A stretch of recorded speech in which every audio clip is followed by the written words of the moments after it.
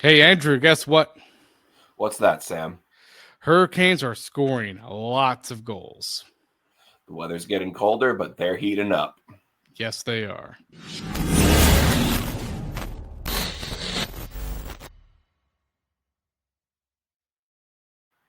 Yeah, definitely. Andrew, I think the past two games they've scored. Okay, so the Buffalo game was 6 goals, 5 goals in the game tonight against Toronto, 11 goals total. That's crazy, isn't it?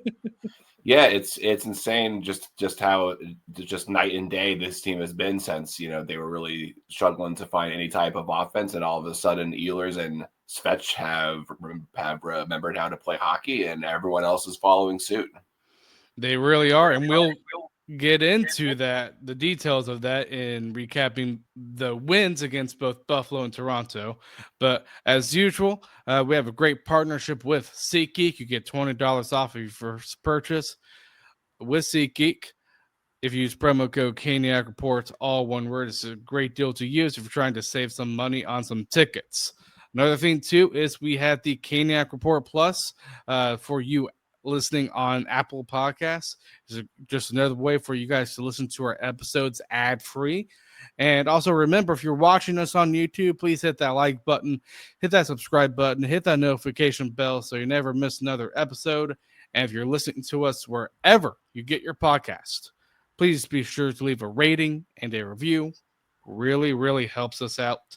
And one piece of news here comes to our podcast.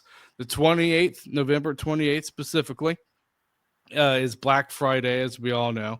But there will not be an episode released that day. So you'll just be getting one episode that week, which will be that Monday. And then the next week after, we'll resume our normal Monday, Friday episodes. So, Andrew, the first piece of news is St. Louis kind of made some airwaves last week in their game against Buffalo. They decided to healthy scratch one of their top players in Jordan Cairo. What's your response to that when you saw that news? Seems like the Blues in general have just kind of come out of the gate a little bit slower than they anticipated. They Yep. were they were projected to probably be a wild card team, maybe even claim one of those divisional spots. But when things aren't working, the superstars need to be held accountable. Man, it's not the first time that Kyrou has kind of found himself in the doghouse. Maybe not with the Blues, the management or anything, but just kind of that fan base in general. So it's something to keep an eye on. It definitely is. I remember the last name his name was swirled around was like moments before July 1st, just because when July 1st hit, it added hit the obviously the no movement, no trade clause, I believe, in his contract.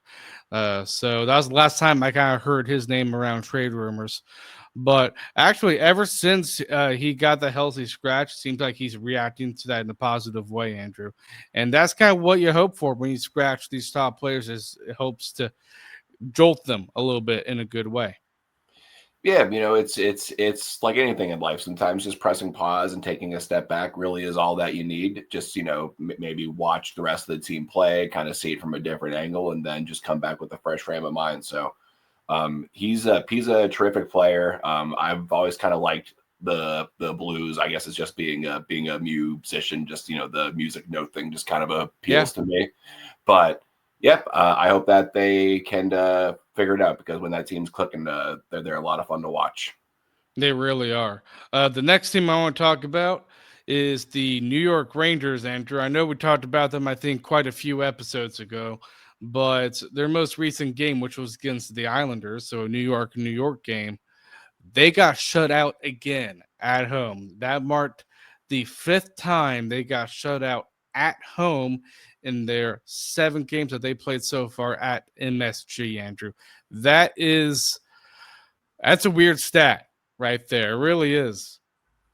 That's yeah. Weird is being kind to them. That's It a is. embarrassing stat for It is for the guys embarrassing. that for the guys that they have on that team, for the coach behind the bench. We're not shy about admitting that, two playoff series losses in a row, we pulled no punches when it comes to the Rangers. But Yep.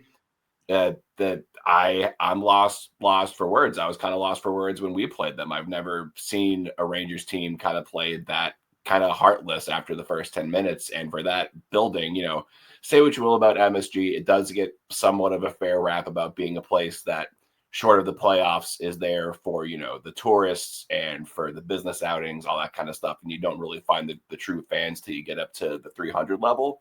But even with that, man, like, I don't know what's going on in New York. I don't know what they're gonna have to change, but it has to be something. But by all means, take your time, guys. I know. As a Canes fan, like Andrew, I'm sure you agree with this. We love it because they're a divisional foe. They're not doing well. It does help the Canes out. It just does.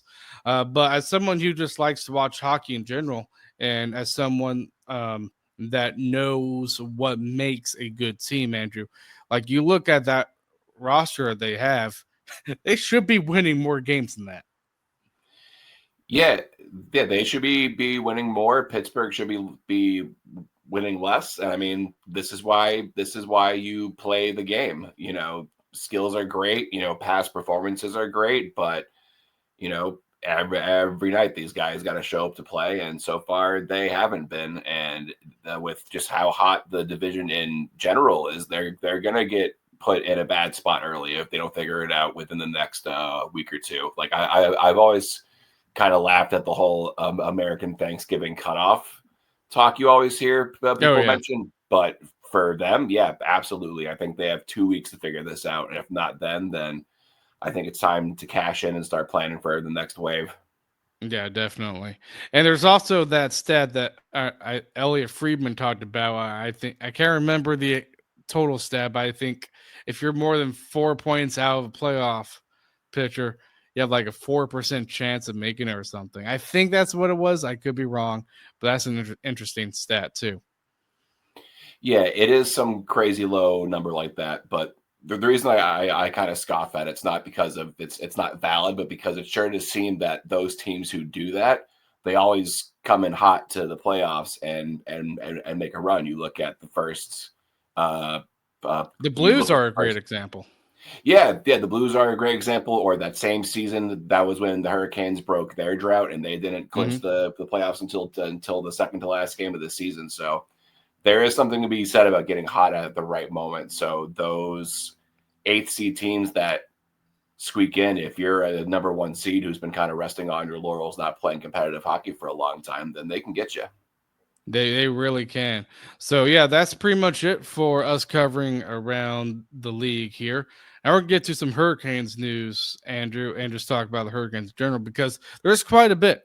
One thing I know we talked about the hit in our last episode of Pitlick on Sheffield as we were recapping our Minnesota game, but apparently Pitlick did not receive any discipline for that hit on Sheffield. Andrew, I like to know your thoughts on that hit. Do you think there should have been discipline on that or no? To my knowledge, he doesn't have a particularly like long track record of doing things like that. Yeah, he I doesn't. thought I thought it was a hit that, yes, he made contact with the head first. I don't know if that was his intention. It seemed more like a reckless hit than a dirty hit. And with such just a fast, violent sport that it is, unfortunately, that is going to happen. So I thought him getting a game misconduct, and that will be taken into consideration if he does something like that again. So Yep, it will. we're extra sensitive because it's our guy that got hurt, but Yeah, I'm okay with chalking it up to he got the game penalty and just moving forward with it. yeah, I am too. And earlier today, I actually watched that hit multiple times, and I hear a lot of people saying, I'm sure you've heard of this too, Andrew, of people saying, "Well, Chatfield had his head down; he needs to keep his head up." And while I mean I agree, but I think if you look at the hit, timing is everything. Like Chatfield's head was down even before Picklet came in for the hit, and to me, I think that's a key difference right there. Now, if Chatfield was turning his head down as Pitlick was coming for the hit, I think that'd be a different story. But I still think it's a dirty play, but I agree with you. I don't think it warrants any suspensions of the player. Right, and that sometimes not so fine line between dirty and just reckless, right? Because I mean, Yeah. playing reckless is still, kind of not respecting your opponent the way that you should. But I mean, usually when I think about a guy being told to keep his head up, it's someone trying to dangle his way through center ice, and then he just gets lit up at the blue line by a defenseman who is sitting there the whole time waiting. Um, a guy lowering his head a bit because he's putting some uff behind a clearing attempt. I mean, yeah, that's just how the human body works. It's not like Yeah. he was head down watching what he was doing. It was he leaned into it to get a play, and it caught him at the wrong time. And with how the rules are enforced, the onus is on the guy throwing the hit. There's something to be said about players protecting themselves in situations like this, but I mean, it was contact to the head. But then that's that. Whether it was dirty or not, whether it was reckless or not, like that has to be addressed. And I think the NHL and the officiating crew that night handled it about as good as they could. And Pope Chatfield's feeling okay. Yeah, I hope he is too. He got put on IR, which isn't really surprising after taking a hit like that. But yeah, I agree. I hope he's okay. I hope it's nothing serious. That if he is out, it's for a short period of time, Andrew. But another piece of news that we got is we sent down Bradley Nadeau. And when I saw that news, Andrew, I was like, okay, is Eric Robinson healthy? Is William Carrier healthy? And it turns out both of them were healthy. And I was so happy to hear that, Andrew. I'm sure you were too. Yeah, what if if I remember correctly, they were hurt the same game and they come back the same game. Yeah. What are the odds of that? But yeah, the two of them made their impacts felt almost immediately. I think Nadeau got a chance to showcase that he has an incredible shot, and the future's bright for him. Keep your head up, kid. Go down to the A, get you minutes, learn the rest of the game, get up to speed, and he has a very hopefully health provided. I think he's got a long NHL career ahead of him. Oh yeah, I do too. And we also we called up Gavin Bayreuther, who he does have NHL experience. Now, considering what happened today with or tonight with Legault, he might be getting action, maybe against Washington. But Andrew, we do know Ghost is right around the corner too, so he could be playing too, which will be another good news on the injury front. Yeah. Seems like the guys are all slowly making their way back. It's kind of a cruel irony that Miller comes back and then Chatfield goes out, almost like we have to keep a quota of defensemen Yeah, on the injured list. But you know what? Guys are getting their chance to step up. The organization's getting a chance to flex its depth, and I think this is all going to be very beneficial come playoff time when one way or another you're going to need a couple of these guys to come up, and now it's not going to be them figuring out people that they've played with a game or two. It's going to be consistent time to start the season as everyone else is gelling. So I think there's a chance we look back on these kind of tumultuous weeks that this team has gone through health wise and see it as kind of a blessing in disguise in a lot of ways, which you hate to use terms like that for guys getting hurt because obviously that sucks. But I mean, the results have been incredible given all that they've had to overcome. it really has, and it shows that this blue line has a bright future, and they have the depth right now to cover those losses. And another thing too, Andrew.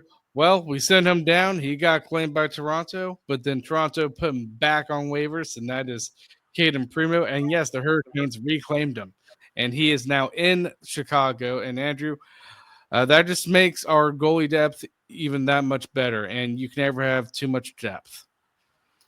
Nope, you sure can't. I wonder if at any point Chicago was looking at how well Bussy was playing and just knowing the ongoing contract thing with him about how they can't set him down without very likely being claimed on waivers, that they were kind of like, hey, can we get some love in net here? And then the original plan somehow Yeah. came back to him, and now it's like we're exactly where we wanted to be and then some. So, yeah, Yeah, I wonder if like Eric Tolsky forged Toronto's general manager with writing of sitting Kate and Preview down.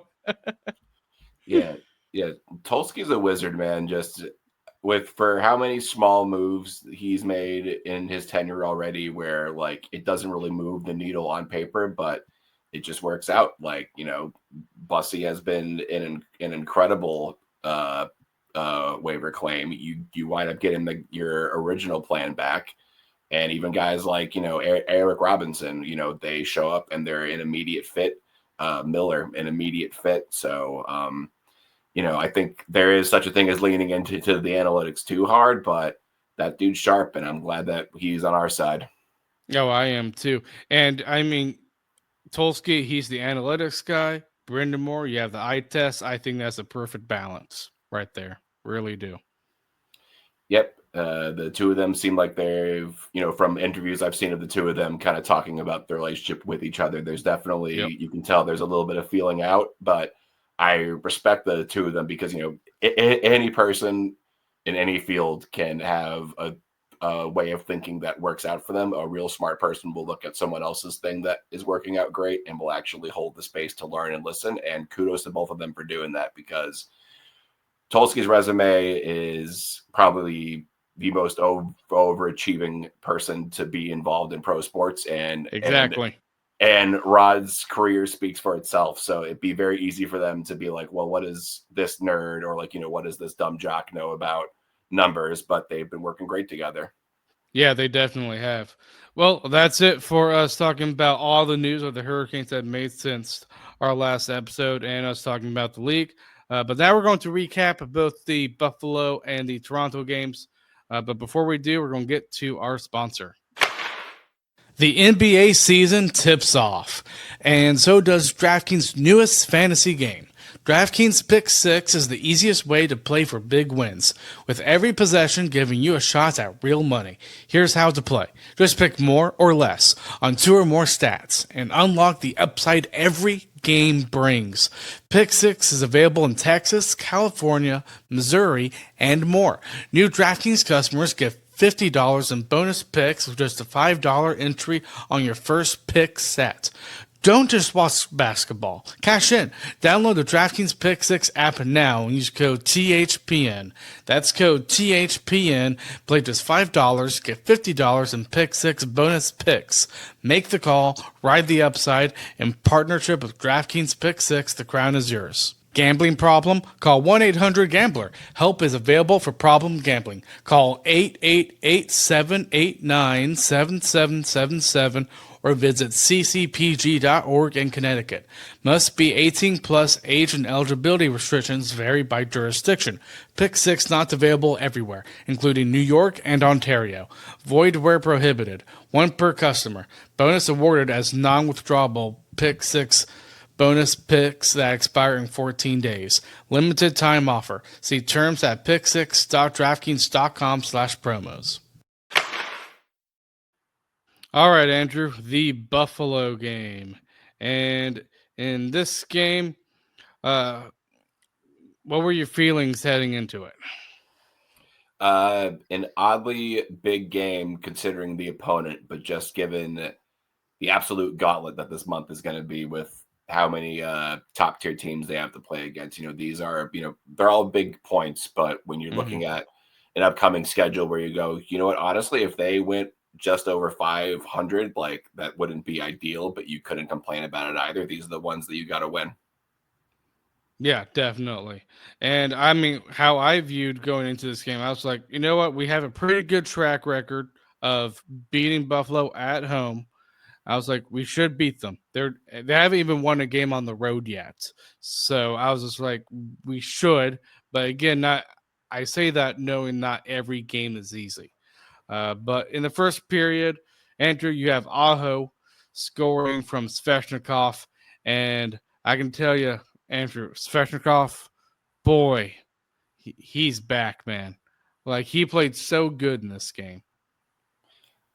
Yeah, back and he and Aho seem to be clicking, and that's something that this team has been trying to get going for quite a few years now. So hopefully it's not just a flash in the pan, but that line with the two of them and Jarvis is going really well. Obviously the line change seems to have worked out really great It for has. Ehlers.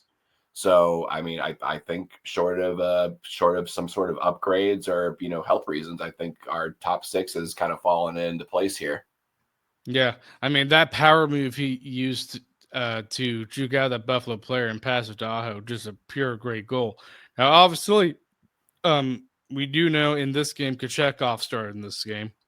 You had Owen Power scoring, and that was a goal where I mean, Svechnikov kind of missed assignment there on Power because Power was kind of in all alone. But I do think at the same time, like obviously Kochetkov, he was amazing in the Rangers game. He got the shutout and everything. I think part of it was him being very, very good, and I think part of it was just the Rangers being so bad at home, like we covered already. But I feel like if we saw the Kochetkov, I hate to be blunt here, but I feel like if we saw the Kochetkov from the Rangers game, I feel like that's a goal he could have had. You think I'm wrong there? I don't think you're wrong. It wasn't one of those, he had no chance at it goals, but Yeah, whenever the puck goes down low and a high end player gets just an open shot right there in the slot where he's able to pick a corner, it is a 10 bell save that you have to make. So while yes, I do agree he could have had it, I think it's one where you have to look at the blown assignment by not just Fetch, but really the whole team in general to let a guy like that just walk right down the middle and get a shot on your goalie. So could have saved it. Yes, shouldn't have had to deal with it in the first place. yeah, you should, and I would blame more responsibility on the players in front of Kochetkov than I would with Kochetkov in that incident. But regardless, it's tied 1-1 heading into the second period, and Andrew, in the second period, that's kind of when we started to take over the game. Svechnikov, he scores from an assist on Miller and Ehlers. That's a great, powerful shot. That was a power play goal, I believe, too. So power play, like we said earlier in this episode, it's kicking up, and you also have KK scoring from Nystrom and Hall. And I'll say, Andrew, I thought that KK line was actually played really, really good in that Buffalo game. Yeah, in both the games we're going to discuss, I think Kokaniemi seems like he's also kind of turned a bit of a corner. He's playing impactful. He's actually using his size. We discussed this a few times about him, about how I think the biggest thing for him right now at this point in his career is kind of having having kind of that self reflection of, okay, maybe I'm not going to live up to be this third overall pick guy who's scoring 80 points and leading the team to victory, but I have all the intangibles to be a solid bottom six guy. So I hopefully that's what he's starting to figure out, because hopefully it's no time soon, but Stahl's got to retire someday, and I think he Yep. has all the tools to fill that role eventually. Yeah, definitely. Now, filling that star role, I think he's probably going to need to probably a little bit up his game more from a defensive manner, obviously, because Stahl, he's a juggernaut on defense. But obviously, 3-1 heading into the third period. And then we have the guy that came back, Eric Robinson, scoring to make it 4-1 for the Hurricanes. At that point, I was like, you know what? This is a stress-free game. That's what I was thinking, Andrew. And then someone heard me. Yeah, and you love it when this team doesn't play down to competition, because throughout the years, I think they have had a little bit of a bad habit of that, but Yep. they handled business. And as far as Robinson goes, man, if I'm remembering the highlights they showed of his past goals, he's got a bit of that magical touch whenever he gets a breakaway. So, So we had lots of breakaways in that Toronto game. oh yeah, no, that game should have been a blowout, which we'll get to that. But Yeah. yeah, Robinson, sneaky skillful player.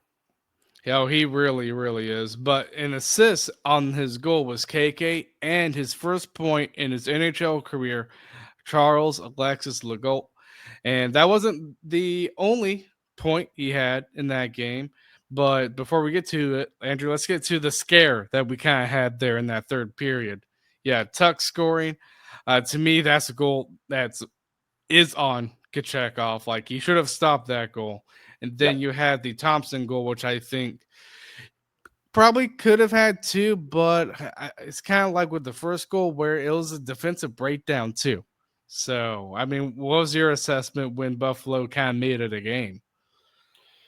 Uh, Definitely a little bit of worry. Just knowing how much this team can lock it down. Wouldn't say there is any type of panic, but just knowing that, you know, the head case that Kachekov can be, you're wondering if those two goals were going to rattle him because the second one, yes, should have had. If I'm going to say that a guy like Owen Power getting a wide open shot in the creases is tough to stop, one of the best forwards in the game and Tage Thompson getting the exact same thing, like if you're going to be left on an island like that, you are guessing a little bit. So but that doesn't change the fact that those all happen kind of quick. Everyone's kind of looking at him. He knows that he's got Bussy to deal with. He knows he's still afraid to deal with, and I Yep. thought that he settled back in, and I think the team in front of him did as well. So a little bit of Yes. drama, but it's good to see them handle it. Yeah, they really did handle it because you had once they pulled their goalie, we scored on their empty net twice. So I love padding the stats when it comes to the empty net goals. You have Jarvis scoring again. He's the empty net wizard right now, Andrew. When it comes to empty net goals, because that's like his third empty net goal this season. Yeah, poor Spetch has had to actually earn his this year. I So. know.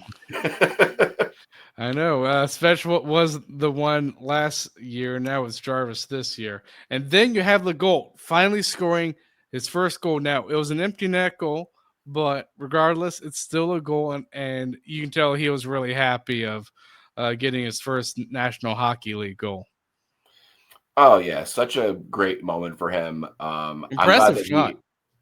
yeah, and from like almost across the entire rink. So not all empty net goals are created equal. That was a really good shot by him. But yeah, I like that he and Nystrom both kind of got their moment of recognition at home because they do eventually need to go back to Chicago.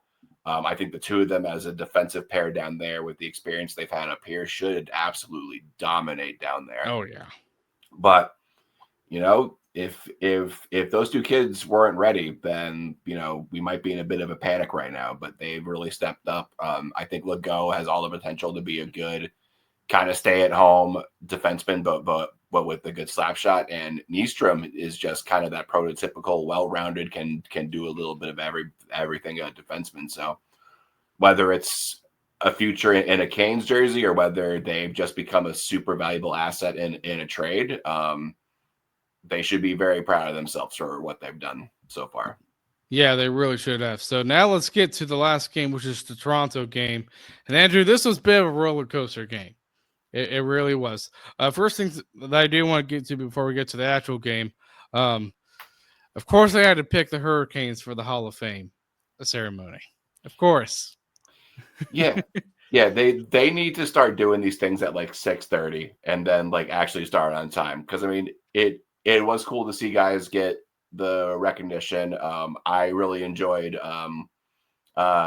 them cutting over to Rod after Chara came out. You can tell the amount of respect that they had, and They did. And big shout outs to the broadcasting team for when they announced Mo Gildney's name that they then cut over to Svechnikov. Obviously, Svech being a younger guy, like he didn't have to live through any of the Soviet Union type stuff, but I'm sure that guy's a folk hero. And if you're not familiar with what he had to go through to come here just to play a sport, that's a very riveting tale. And frankly, I think it's a shame that he's only getting in this year because there's definitely politics there. I think there's some politics involved in Rod, but there's my mandatory bringing up that I'm mad that Rod's not in the hall comment for each episode. I knew it was going to be brought up just because I mean, I basically started it with being like they just had to go with the Hurricanes because everybody knows the controversy of Brendan Moore getting into the Hall of Fame. Yeah, and I didn't feel it as much with this class, but the one name that stands out to me, and this is not to say that he doesn't deserve to be in the Hall of Fame because he does. When Daniel Alfredsson from the Ottawa Senators got in before Rod Brind'Amour got in, that was like, okay, what's actually happening here? Mine Who was did the Rod Sedin piss off? brothers. Yeah, so Like the Steam brothers, I was like, okay, that was just. It seems like that was more because they were twins that were really good players. right, and sort of like with Alfredsson, like great player, but like doesn't have the cup. I mean, doing it in Canada does matter. It shouldn't, and I'm sure Yes, every Canes it fan would should vote it. not. It shouldn't, but I mean we've been fans of this team and have dealt with the media come playoffs long enough to know that it does.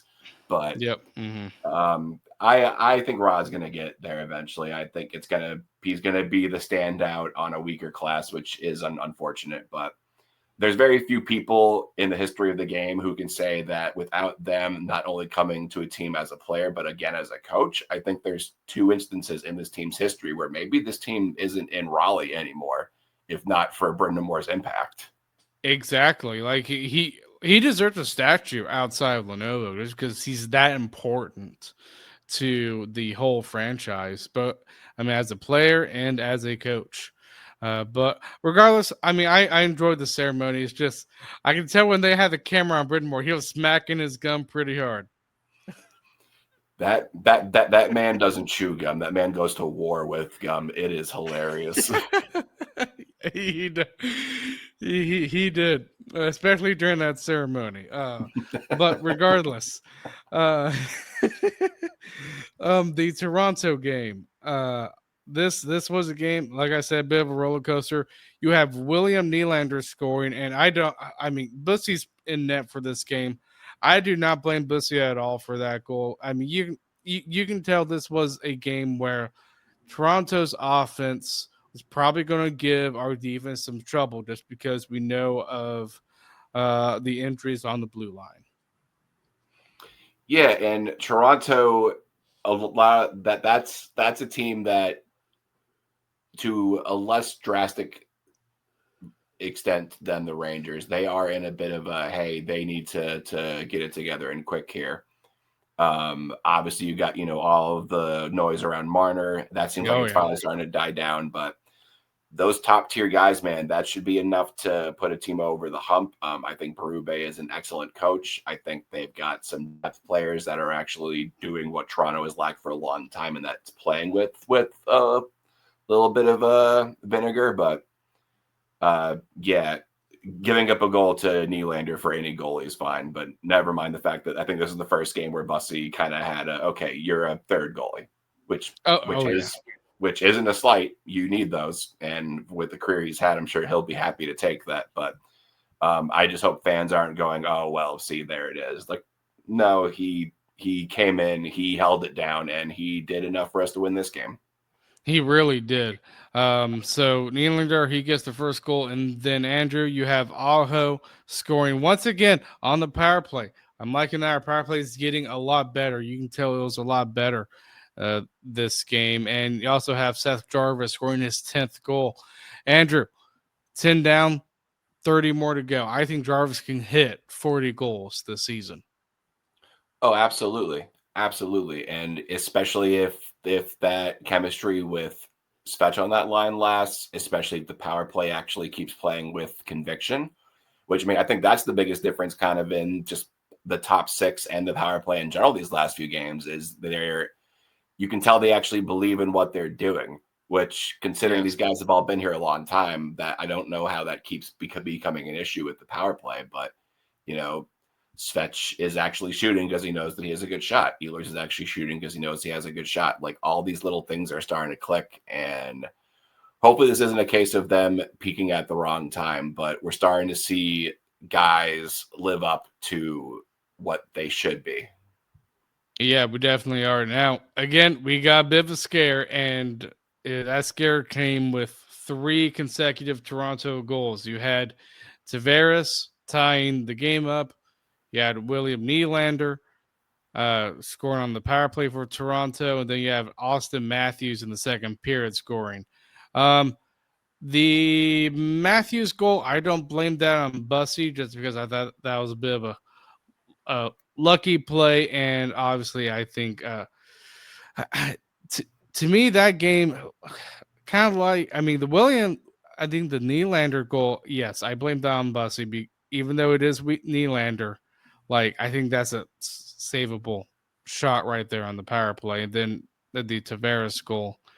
You can kind of tell like Bussy, he was obviously playing like a third goalie, but it seemed like defensively we were also just a little bit loose before we were able to establish our game.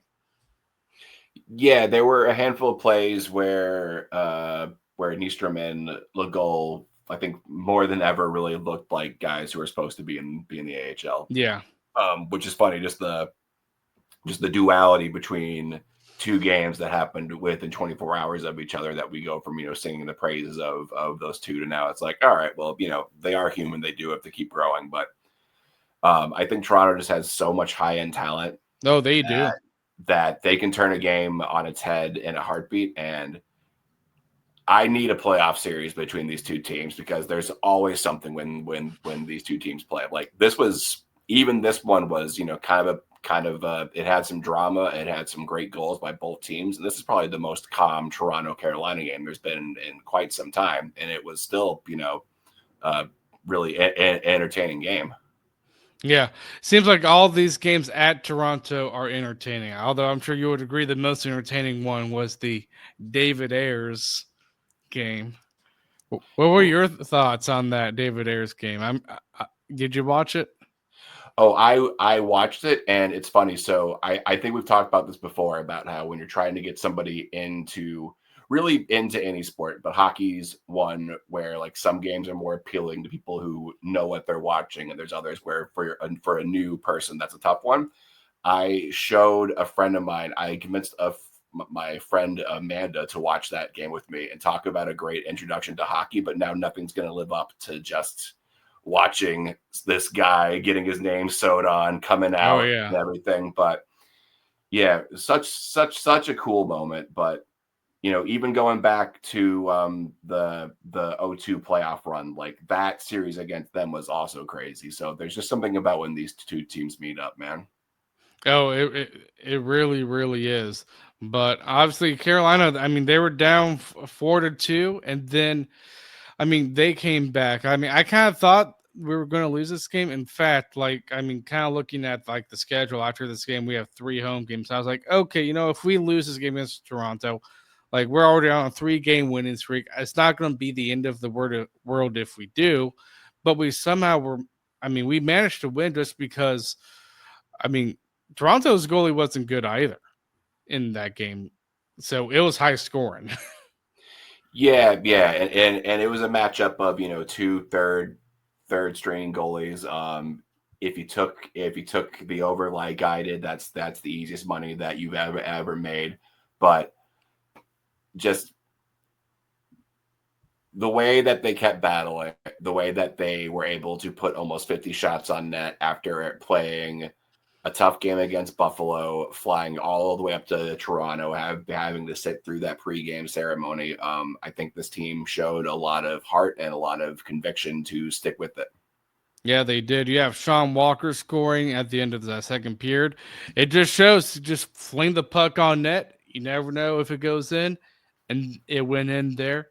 Good for Sean Walker. Andrew, he's doing really good with his offensive production. Yeah, he's I said the last podcast, he's making me say that I was worried about him being a top pairing guy. Seemed like hopefully the worst take that I ever have on this podcast. And once Slavin comes back too, he's shown that he's got some offensive flair, but that he's a solid shutdown guy. So yeah, I'm really excited for when Slavin and Ghost come back, because the other guys have really stepped up and shown how good they are. And Ghost is obviously their best offensive one. Well, maybe not actually, because Kishin's starting to figure it out. but Slavin is obviously elite. So the fact that we're seeing this team perform the way that they are without those two guys, there's a lot of reason to be excited right now, both with what's happening and what's coming. Yes, definitely. Now we did have that scary incident with Legault. He kind of got cut with the Toronto skate there with his hand. He did not come back for the rest of the game. Andrew, another possible injury there on the blue line. I mean, I hope he comes back for the next game, but I mean, what was your reaction when you saw that? It looked nasty. You can tell that's a tough kid. So when he got out of the scrum immediately and was asking for attention, I got a little bit of a kick out of the guys on the bench, just boys being boys moment of just like looking down at it like whoa, but hopefully he's okay. It felt like we dodged the bullet by getting out of the Buffalo game with nobody getting hurt, but obviously we can't be that lucky for too long. There's got to be one guy each game who at least gets nicked up. I know, it's so annoying. It really is. I Yeah, just want them to be fully healthy. right. Which means just knowing how this game is, like that's always happening. These guys are all absolute lunatics. Like think of the softest guy in the NHL, and he's crazy, which is how he can handle pain and stuff. These people are not normal human beings, but for it to be significant enough that they're all missing time, maybe hopefully not. Hopefully this is them wising up to the notion that this team, especially with how they performed, if they miss the playoffs, it would be a catastrophe. So rest them while you can. I think is hopefully how they're going to approach not just the defense core, but this team in general. And I would agree with that. Like, we know what this team can do regular season. The biggest test is going to be playoffs, so you got to keep these guys healthy. The last thing I want to talk about with this game, Andrew, third period, 2 goals. You have Taylor Hall scoring, and you also have Logan Stankoven, who is my favorite forward. He is, after Netchus left. But I'm telling you, both that second line got a couple good points. I really like Ehlers, Stankoven, and Blake. Yeah, they're so fast. They don't give up the puck for anything. I think that's just it's such a quintessential Rod Brind'Amour setup where it's all about puck possession. They get pucks to the net. They're fast. They're defensively responsible. Stankoven seems like he's starting to make some strides, actually playing center. And yeah, I think the sky is the limit for those guys, and it's clicking instantly. This is only their second game together, so they could only get better. I know. And I would argue that's probably the fastest line out of all the lines that we have. Like, there's just so much speed. Yeah, which is saying something because, Aho, Jarvis, Fetch, those aren't slow guys. No, they really aren't. So that's it for this episode. Hope you guys enjoy it, and we will see you guys Friday.